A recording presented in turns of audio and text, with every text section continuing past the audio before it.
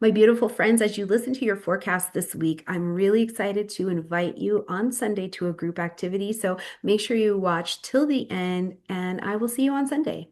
Hello, my absolutely brilliant and beautiful astrology soulmates, and welcome to your weekly horoscope for the week of October 20th. This is so funny.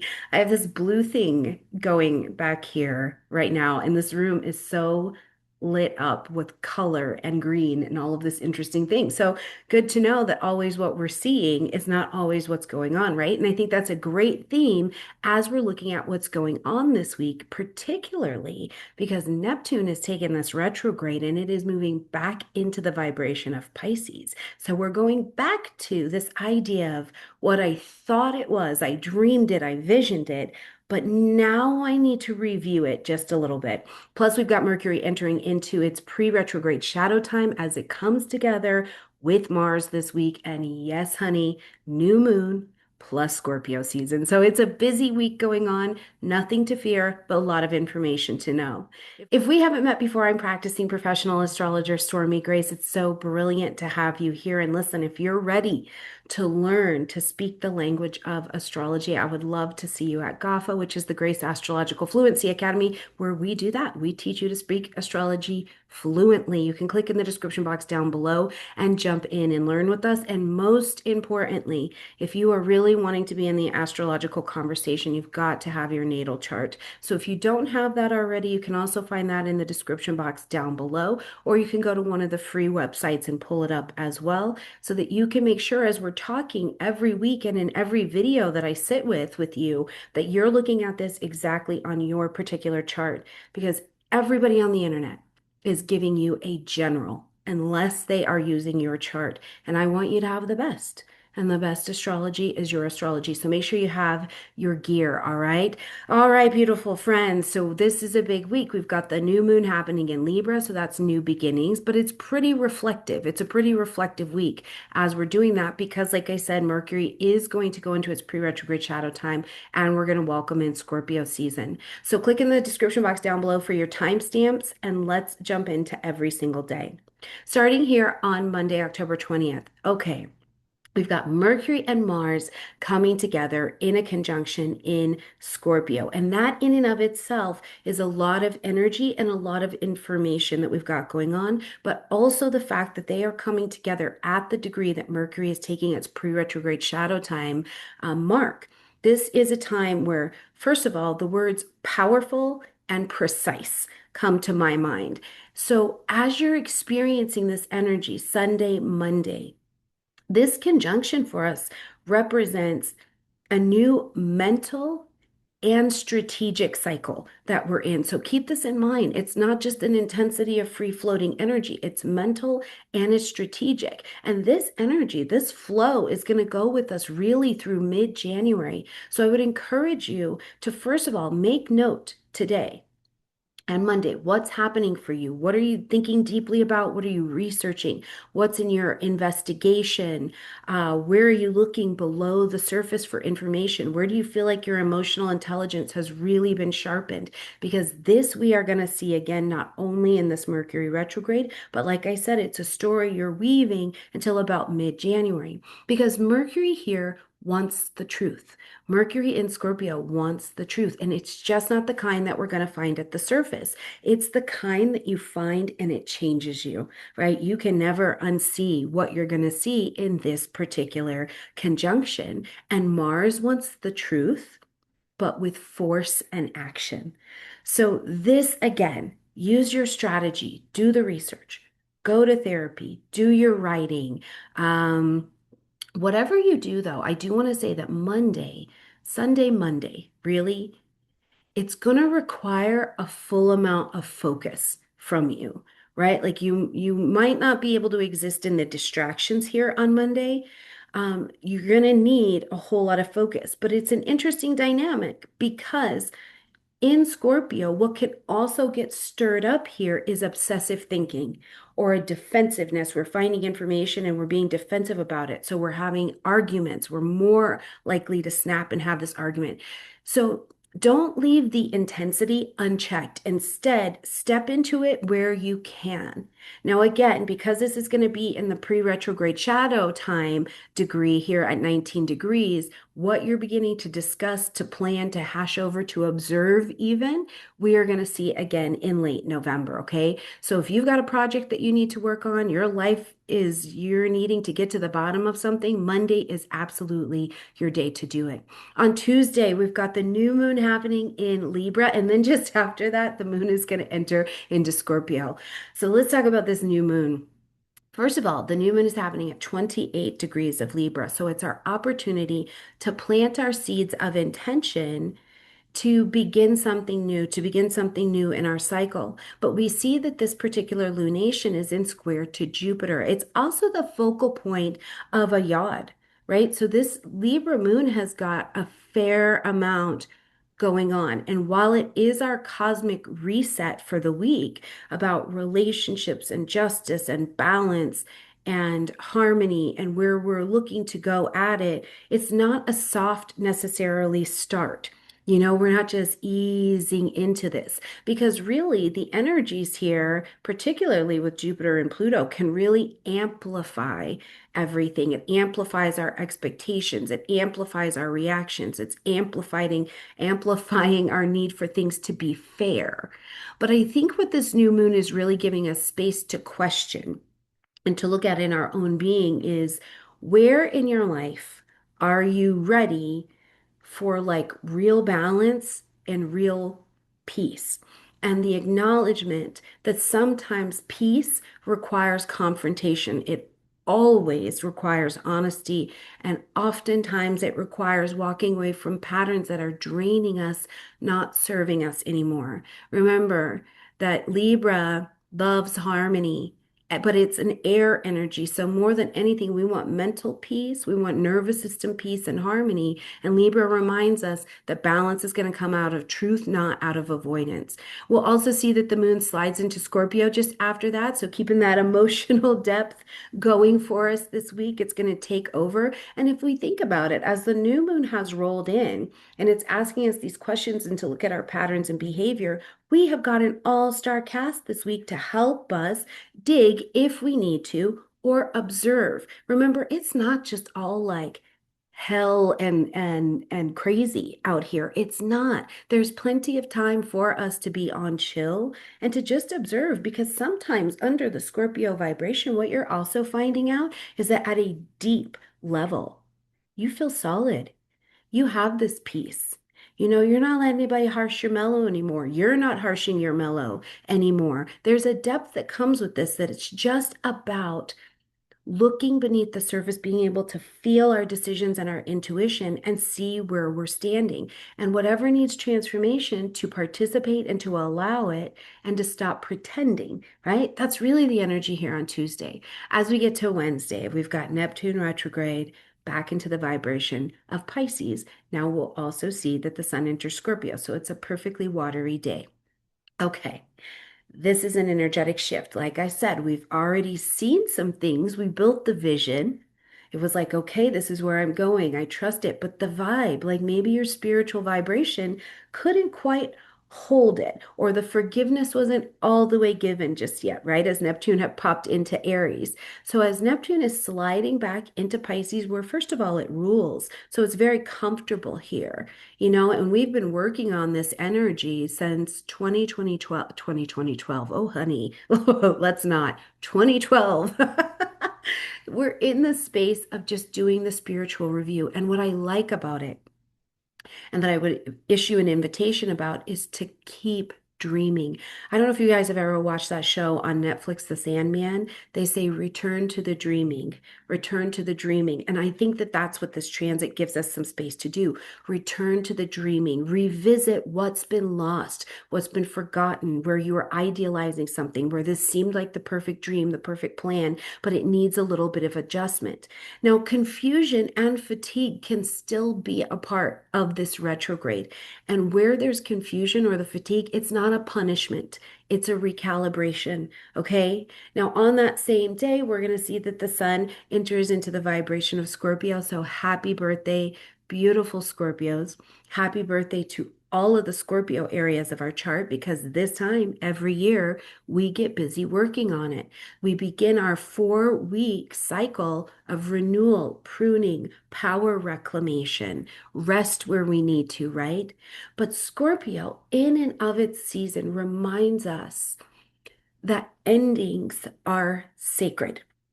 They clear space for new life. If we don't have the fall, the trees don't get a time to breathe. I remember, like, I love plants, right? And if you don't cut away what is harming the plant, it can't grow into its next iteration. So it is time for all of us this season to get, ritual, I think about it, and spend the next 4 weeks cutting away what is draining vitality.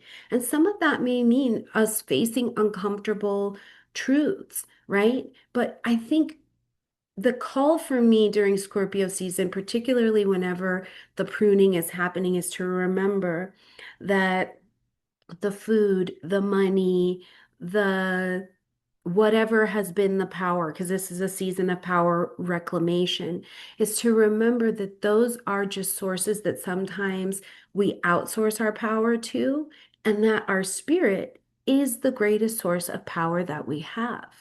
Right? So, where am I returning to the wholeness of remembering that without the job, without the wife, without the husband, without the kids, without the money, without the whatever, I'm still totally, usefully, fearfully, beautifully whole.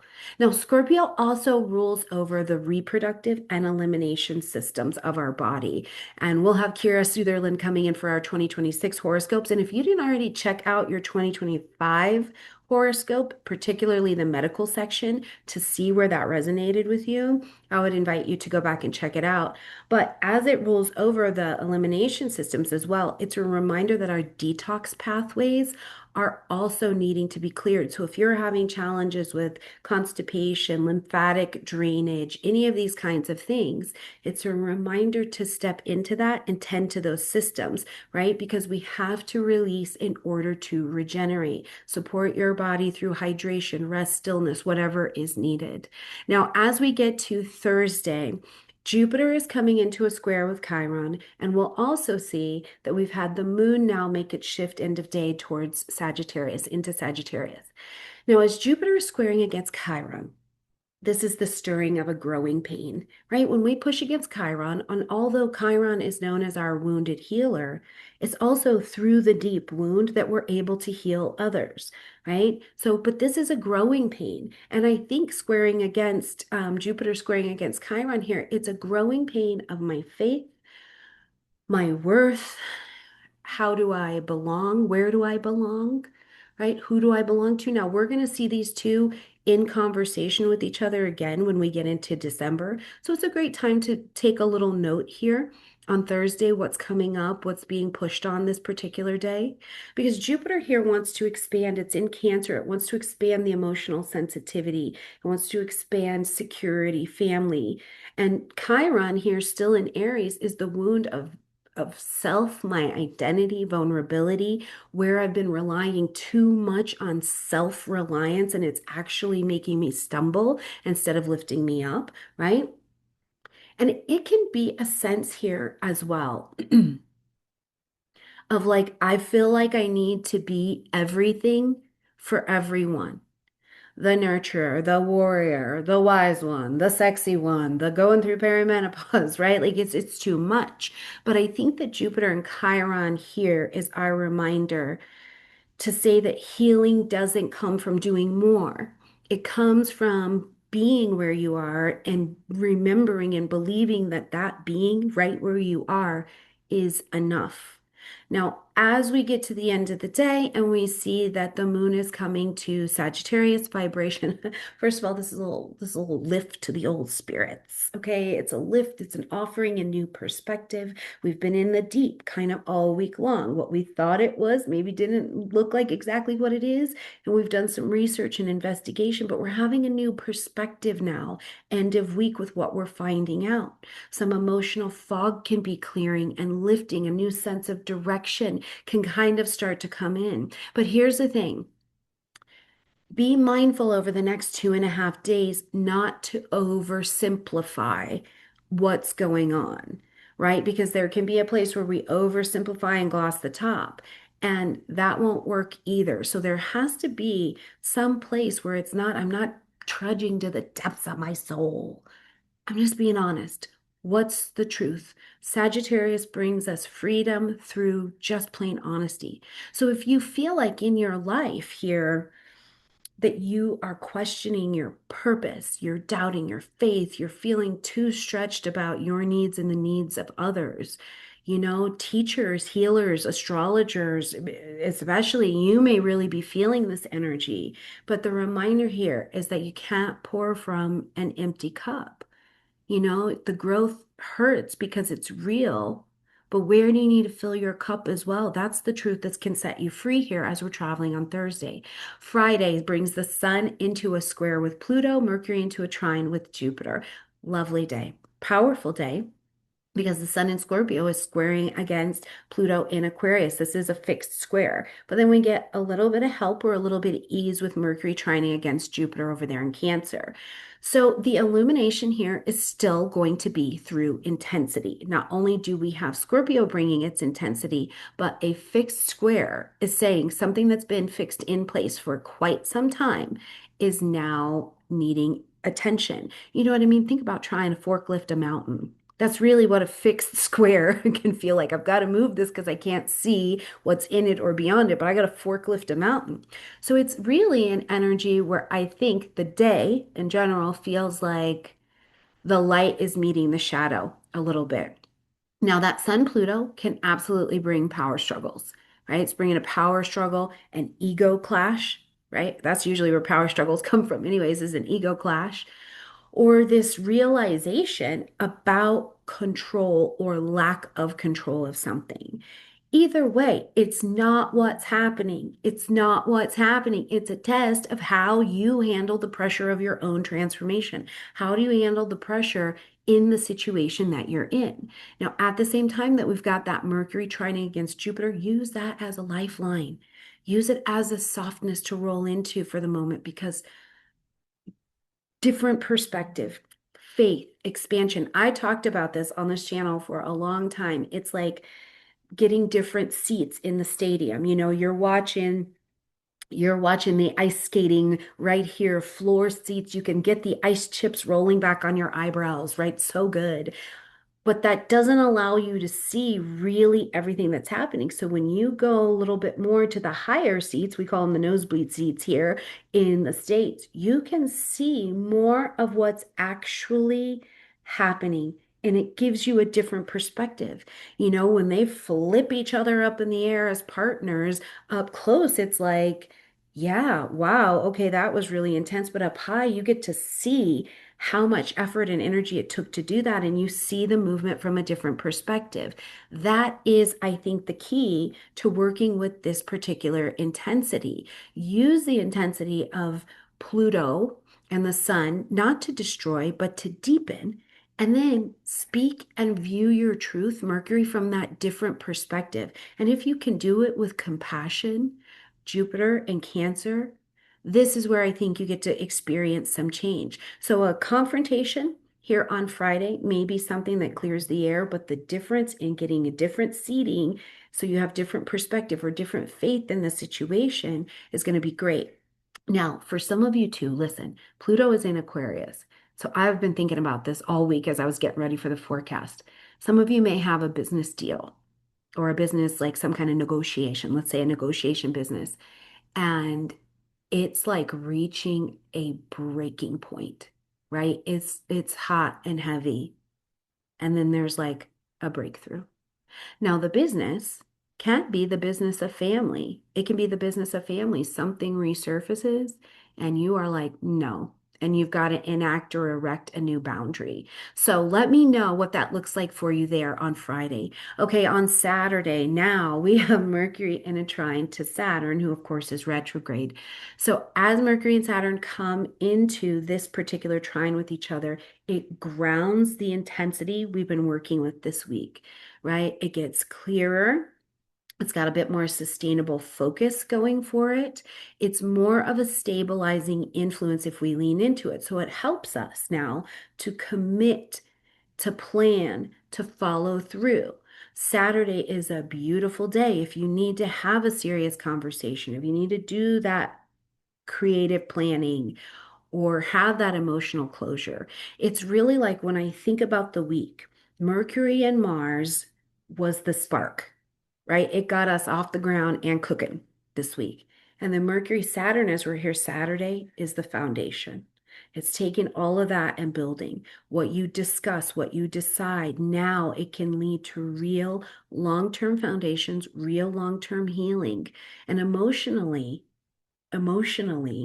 I think this is where, well, spiritually as well, this is where we're going to see our maturity. Have we matured? Have we grown? How are we handling the process of our own transformation to include navigating with the world around us? As we close out this week and we get to Sunday, we're going to see that the moon now shifts into the vibration of Capricorn. And I want to call to you and offer you and invite you to a group activity this Sunday. So the moon moves into Capricorn, and this is bringing some grounding for us. Ruling planet of Capricorn just had a lovely connection with Mercury, right? So after a pretty potent week, we're grounding. The emotional tone for us becomes practical, becomes steady, becomes focused, becomes about long-term progress, becomes about setting up boundaries for ourselves that we can really live by. But it's also about experiencing the journey of the goals that we've set and connecting with our new inner adult as it's walking and working. So this week, I would love for you to join me on Sunday. We're just doing this in spirit, okay? No heavy lifting required. But let's all get into the kitchen or the garden if you like, if you can, right? Because under this Capricorn moon, let's make something. Let's experience this lunation. Let's make something slow and nourishing that takes time, a stew, maybe a traditional family recipe. Ooh, listen, I'm on the sourdough starter team. It's like you get into your 40s and you have to play pickleball or start doing sourdough starter, okay? Foods that take time and remind us that the creation is a process, right? The getting to the goal is a process. It's not just a performance. So if you're going to be cooking with me, I think I'm going to do something maybe slow that takes a lot of time, slow cooking. Also, you could dig into something that has a lot of root vegetables or calcium-rich foods. That's really good during a Capricorn moon time as well.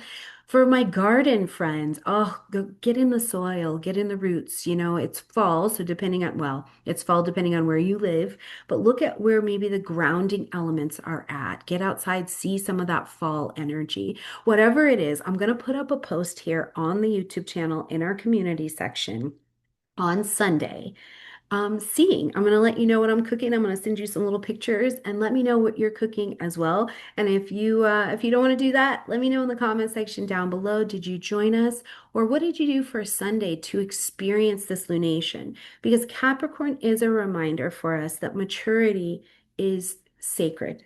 Right? Slow growth is still growth, and it's usually the kind that leads to longer lasting results than when we got our flash in the pan growth that we get under some of our other energies.